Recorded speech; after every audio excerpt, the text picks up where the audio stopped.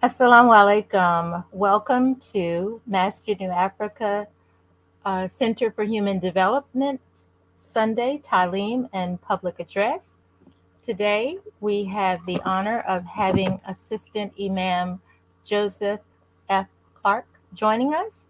He is the Assistant Imam of Fifth Ward Islamic Center for Human Development. He's a co-founder of Halal House Project, of the Halal House Project.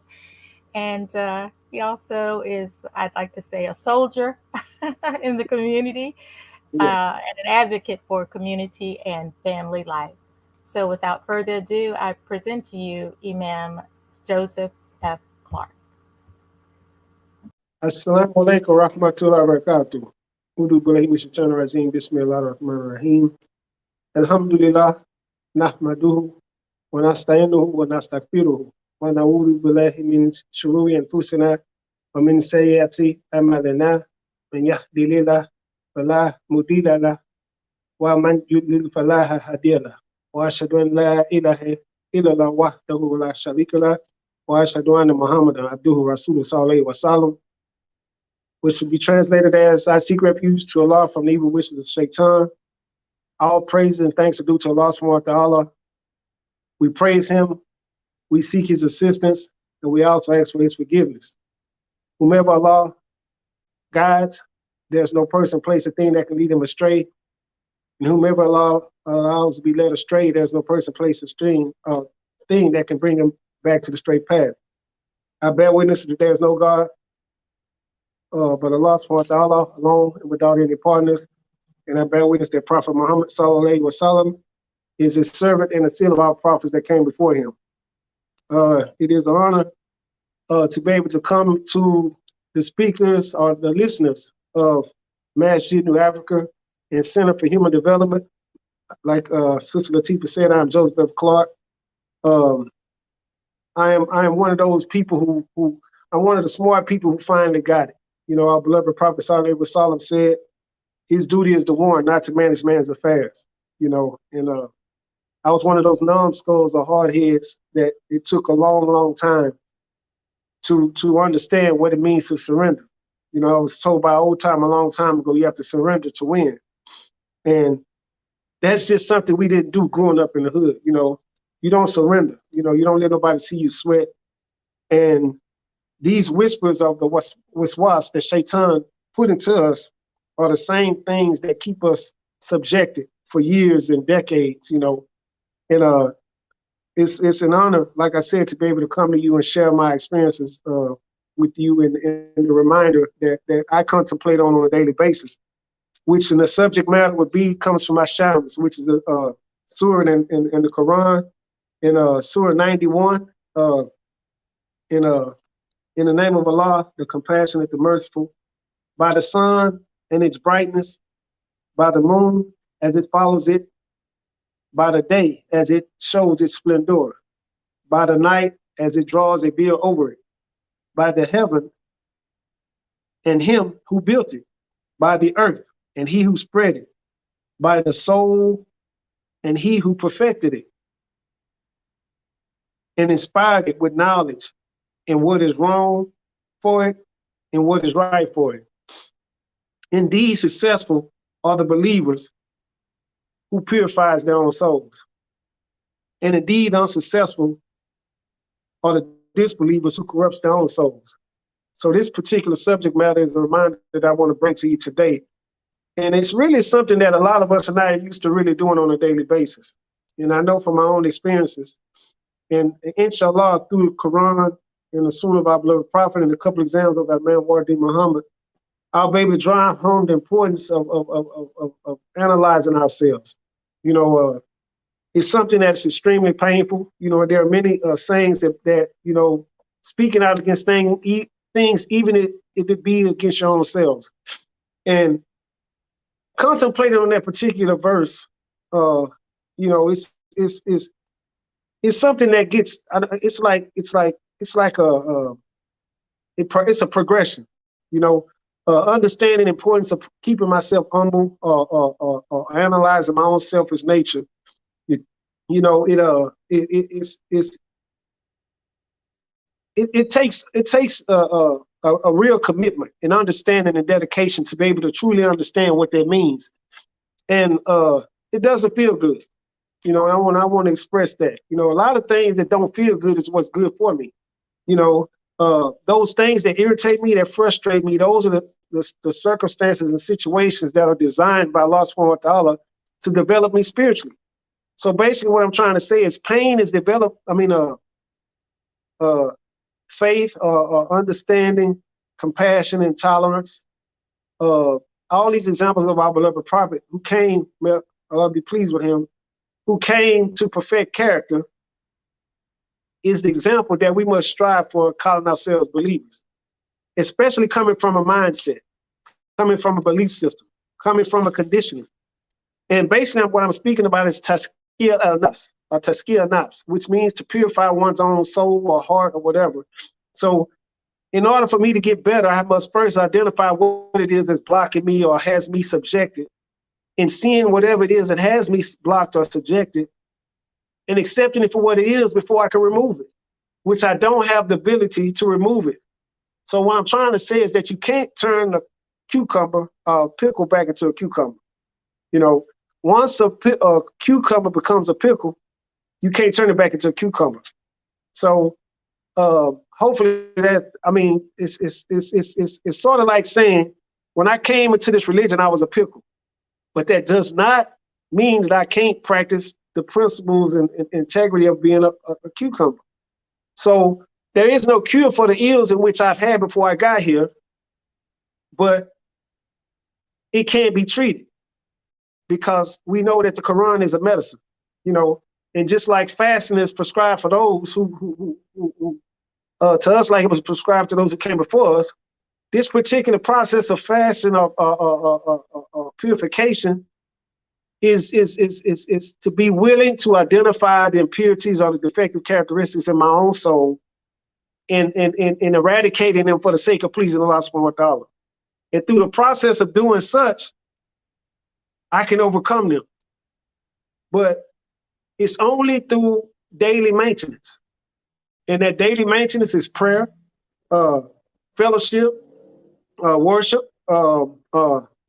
fasting.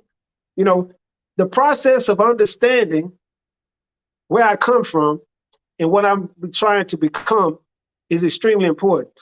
You know, and having the habit of, or the ability of identifying my own defective characteristics allow me to understand the defective characteristics in other people. So when I want for my brothers what I want for myself, I must first be able to understand in order to be effective. So when Prophet Muhammad sallallahu alaihi wasallam said that his duty is only to warn, not to manage man's affairs, he was basically saying, look here, I'm coming with a message, but I don't have the power to change you. You have to be honest enough with yourself to identify what it is in you that you need to change. And the Quran says it right here in the Shams. He is successful who purifies his own soul or own hearts or whatever. You know, if I'm frustrated or resentful or angry or mad or whatever, I can't get past that until I see it for what it is. I can't get past that unless I identify for what it is. You know, I can't diagnose you with anything. But if I understand, if I'm honest enough with myself to understand that there's something wrong, and that until I identify what it is that's wrong, I will never get past it. I will constantly be pointing my finger at other people, places, and things, blaming you for my problems. And that's one thing as believers that we must become willing to do, is remove the word blame from the way we think and what we say. You know, once I become conscious or aware, then that's half the battle. What am I going to do about the other part? Am I willing to go through the process of change? Am I willing to go through the process of becoming better? You know, so I know me personally, I was ran to this religion. You know, circumstances and situations in my life ran me to this religion seeking relief. You know, I did some things and I was full of fear and confused. And, you know, on a spiritual level, I was disturbed.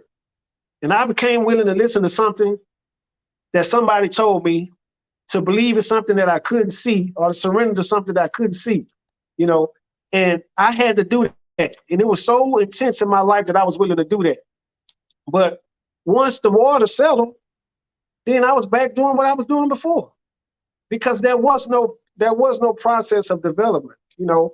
And for the Masjid New Africa and the Fifth Ward Islamic Center, and both of these centers for human development, we understand, you know, that we're coming from a mind state and a conditioning, and most of us through trauma, you know, these things return, you know, and once we understand what it is, or we identify what it is, then we have a chance to overcome it, and we're willing to be honest with ourselves.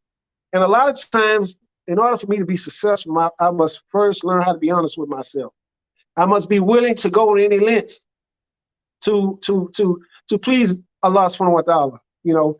And I have many examples, you know, in the life of the Prophet sallallahu alaihi wasallam, in the life of our prophets that came before him, people in our community, organizations that was established here in America. These things were put into place, but they were all the qadr of Allah. No matter how much shirk was involved or whatever, it was a reason why these things were put into place, and it was a step-by-step manual or development on becoming who we are today as a people, especially being African Americans in this community. So Tazkiyah al-Nafs, which means that human beings must be purification of the self, Tazkiyah al-Nafs, which means that human beings must keep both their bodies and souls clean. This is an individual thing. This is not an Imam thing. This isn't an individual effort by the individual himself, who is internally divided with a dual nature. It's up for me to make sure, you know, Allah ain't gonna do nothing for me without my cooperation, is what I'm trying to tell you. I got to do my part. He gonna do for me what I can't do for myself, but I have to have the courage to do for myself what I can. See, Lord ain't gonna do certain things for me because I have the ability to do it for myself. So, but there are things that I can't do for myself that he would do for me based on my effort to change it or do it. He says, since one affects the other directly. So you can't be spiritually grounded, but physically ungrounded. So they go hand in hand. It's like just like when I grew up in the church, they say you must worship the Lord in spirit and in truth.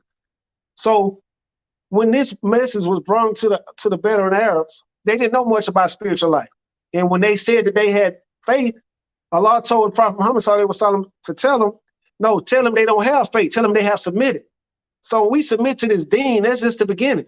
That's the beginning of the process. When I surrender, when I'm telling God, hey, look here, everything I was doing before I got here, I ain't gonna do no more. That's basically what I'm setting myself up for.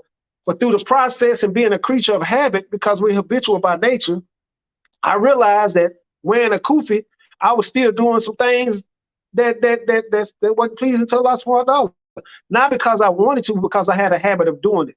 So when people entered into this religion and they were still drinking alcohol, but yet they were coming to prayer, Prophet Muhammad sallallahu alaihi wasallam told the believers, hey, don't bother them. Do they have a love of Allah in their heart? You know, they suffer from a disease or illness that's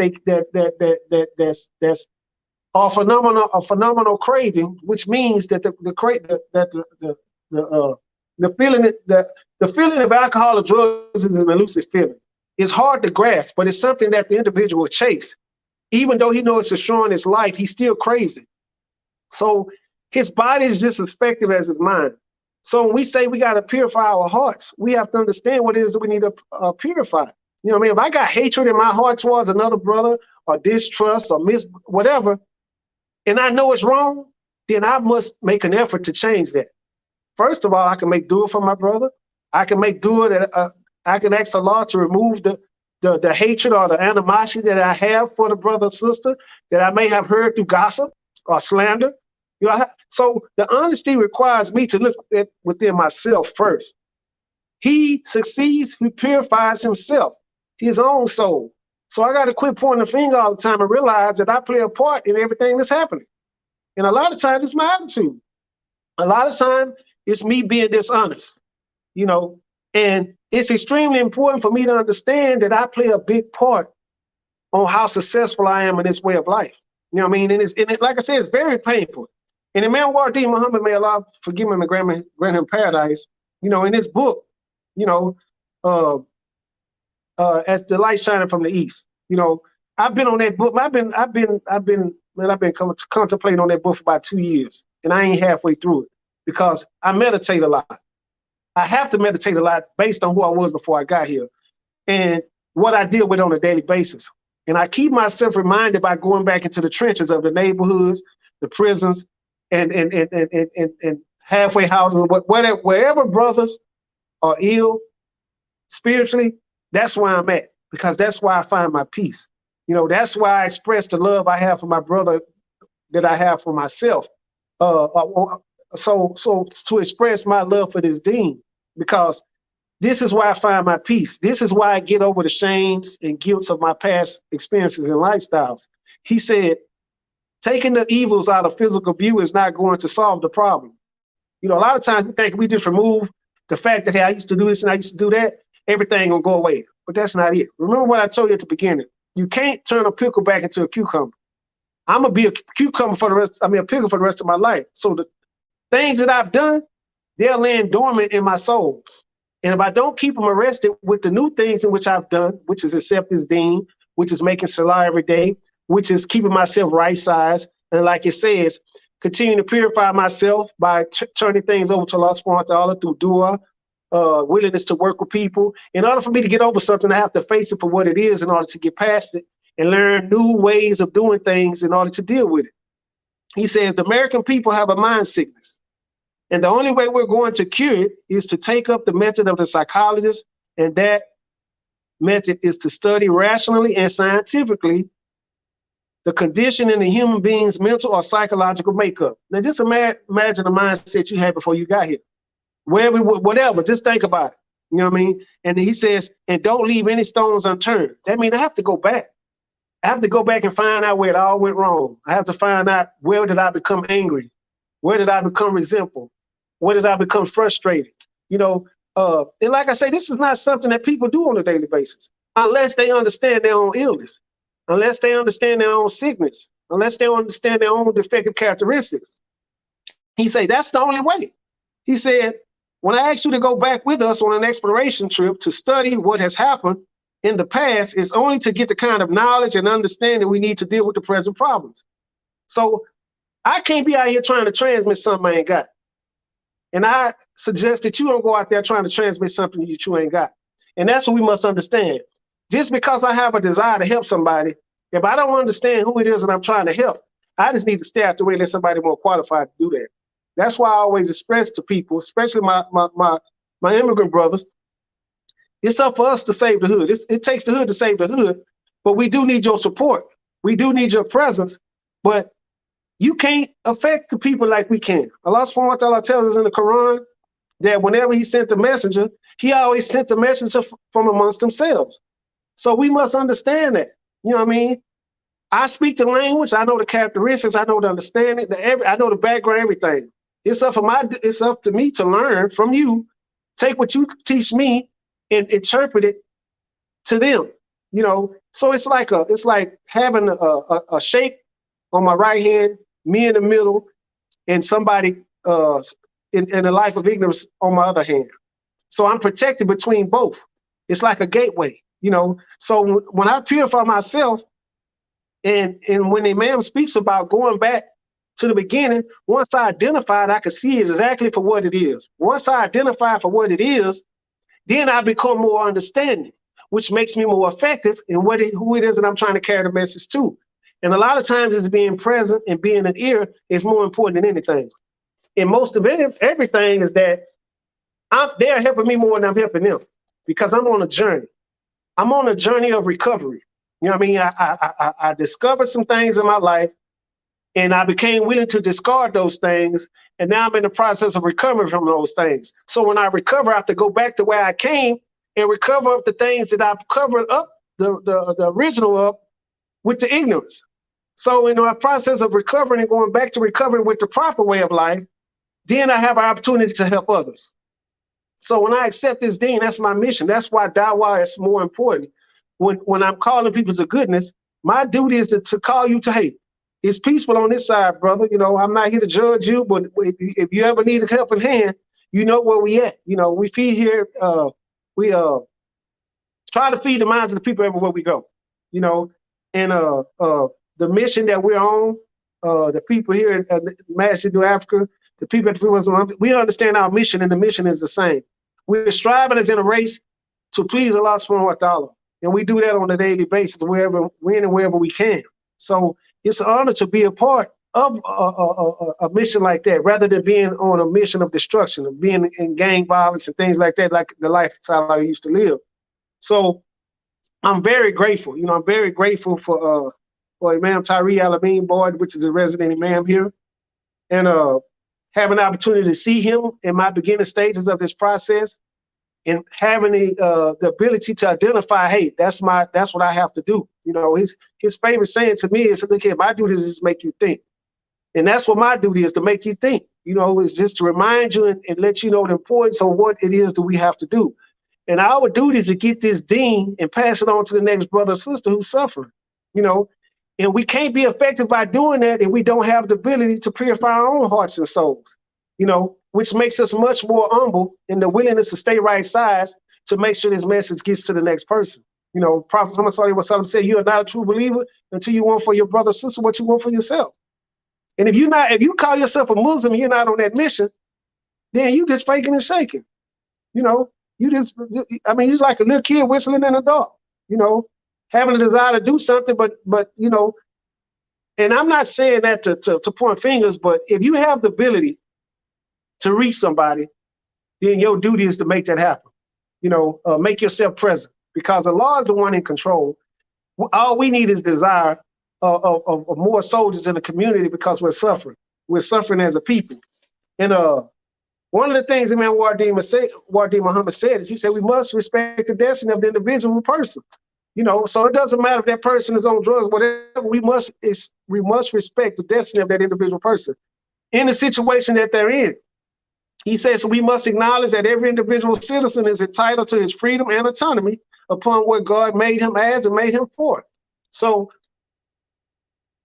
when Prophet Muhammad Sallallahu Alaihi Wasallam, his examples is what attracted people to this way of life. It wasn't so much of what he said, it's what they seen him do and what he went through. So when we try to reach people in our neighborhoods, it's the same process. They're not gonna get it just because we went to prison and came back and we changed, so we feel like everybody else will change. No, they need to see us walking this way of life out here in the world, and see us living it for sometimes it takes 10, 20 years before they see how serious that you really are. But Allah is the one who's doing it. We're doing it for the sake of pleasing Allah subhanahu wa ta'ala. And when Prophet Muhammad Sallallahu Alaihi Wasallam and the companions immigrated to Medina, Allah revealed laws with which Muslims must abide by so that they may live together peacefully.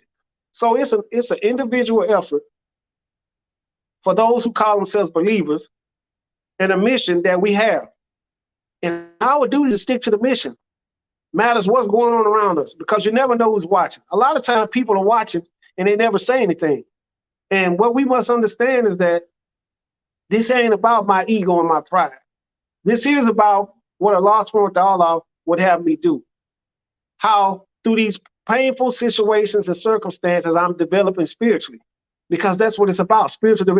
I must be willing to worship him on a spiritual level, which means going through the trials and tribulations of life just as much as on the physical side, by not putting stuff in my body, drugs and alcohol, things like that. The things that I use as symptoms to relieve the spiritual pain, I have to allow him to fill that void, because you'll never be able to fill that void with material possessions, money, drugs, alcohol, sex, or whatever. That could never fill that big old hole that I was suffering from, So having the ability to analyze myself, to purify my own heart and soul is the first step in the process of pleasing God, which is understanding that a lot of times I'm in the way. And inshallah, before we get close to conclusion, I want to read a couple of more hadith in which our beloved prophet said, because it's always me, it's never you. And I always must realize that it's always me. It's never the people, places, or things, because a lot of times this is my ego and my pride. And Umar narrated that Allah's messenger, Sallallahu Alaihi Wasallam, mounted the pulpit and called out in a loud voice, "O you who declare Islam with your tongues, but whose hearts have not been reached by faith, do not annoy the Muslims nor seek out their faults. For he who seeks out the faults of his brother Muslim will have his faults sought out by Allah subhanahu wa ta'ala. And when Allah seeks out someone's faults, he exposes them, even though he should be in the interior of his house. So that is a strong, strong hadith. A lot of times we can't get caught up on thinking that we got what other people don't have and that we're special. Because it's a burden upon me to have something that somebody else's need, that someone else need, and not have a desire or the ability to try to make sure they get it as well. You know, so it requires patience. It requires tolerance. It requires understanding. And I have that in my own experiences. If I'm willing to humble myself and see myself in that fashion, no matter how painful it is. So this process of calling myself a believer and not having a relationship with those who are in loss, then I'm not really doing my job here as a Muslim. You know, so these centers, the new Masjid New Africa and the other centers here in the Houston area, we understand the mission, you know, and we're creating environments. Imam Wardi Muhammad says we must create environments for the type of people we're trying to reach. And we have a lot of brothers and sisters that are coming home from prison that have accepted this deen, but haven't had any practice with the knowledge in which they've accepted in the prison system. And I say that because of my experiences. In prison, I was a model inmate. I mean, I was a model Muslim. But as soon as I hit them streets, everything changed, you know, because the right people weren't in place to receive me and keep me going toward the right direction.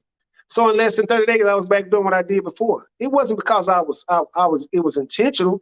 It was because I didn't have a plan. I didn't have an environment to come into. I didn't have the type of brothers that were waiting on me, that were waiting to greet me and expose me to the new and healthy lifestyles in which they were living. And I'm expressing this from that angle, but it all starts with the individual. You know, he is successful. He purifies his own heart and soul. So until we make the attempt to purify ourselves, we'll never be effective on trying to help somebody else purify themselves.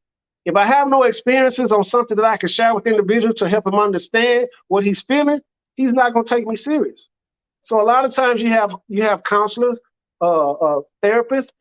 They only have the medical estimate of this problem that we suffer from. But then there are those of us who live that and have overcame that with the knowledge of the people in medicine, who have applied it to our own experiences, and with the power of Allah subhanahu wa ta'ala, we've had the ability to overcome that. So today's reminder is just what it was, a reminder. Always understand that it starts with the individual first. If the change doesn't take place on the inside, it will never be effective or manifest itself on the outside. So I can walk around here all day talking, sitting high and looking low, and not being effective at all, having an attitude with those who refuse to accept what it is that I have to offer. It's okay to have your mind in the clouds, but you always have to keep your feet planted firmly on the ground, which means don't get too big-headed. Don't become too arrogant, and don't become too intolerant on somebody not receiving something from you that you think they need, just because you know that it's good for them. But it's not that what you have is not good for them. It's your attitude towards how you got trying to give it to them, which means you don't understand. So always remember, it takes the hood to save the hood. And we try to express that through the examples here in our community.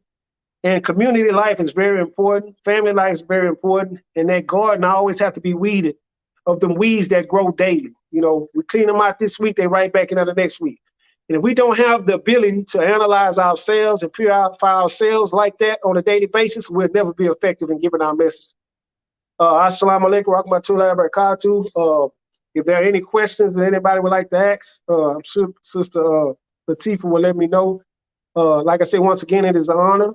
I ask that Allah please strengthen all of us spiritually, mentally, and physically, and give us the courage to keep moving forward and to do the next right thing. Sister Latifa.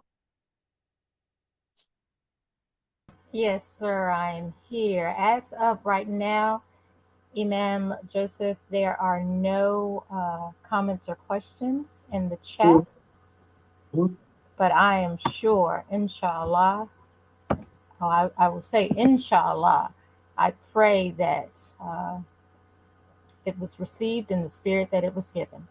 Alhamdulillah. Your words of wisdom, alhamdulillah. We do have comments.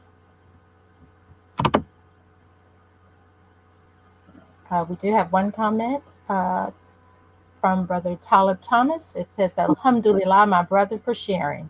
Indeed. Alhamdulillah, alhamdulillah. Alhamdulillah.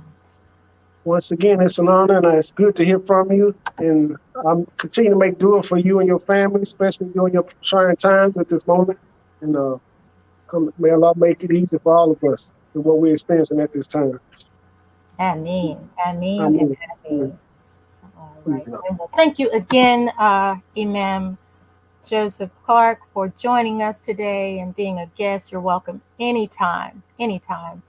Yes, On behalf of Imam Tyree Alameen Boyd and believers at Masjid New Africa Center for Human Development, yes. We thank you and we appreciate you. And we greet you with the greetings of peace. Assalamu alaikum. Alaikum salam wa rahmatullahi wa barakatuh.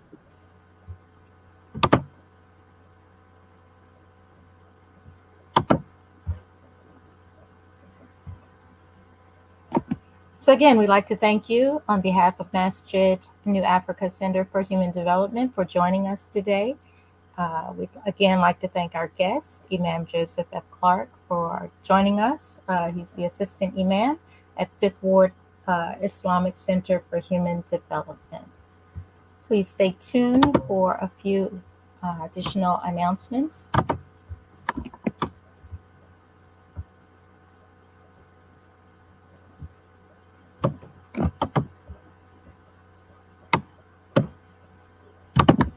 Please join us every Friday at 1:30 p.m.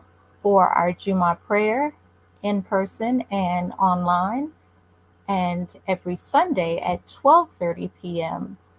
For our Talim and public address.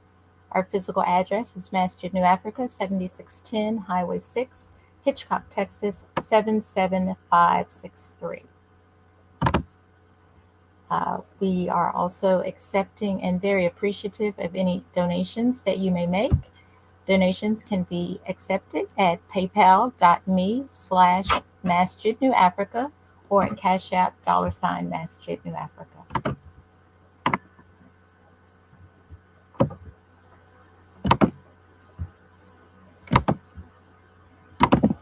We'd also like to announce that there is a stage play coming to Houston.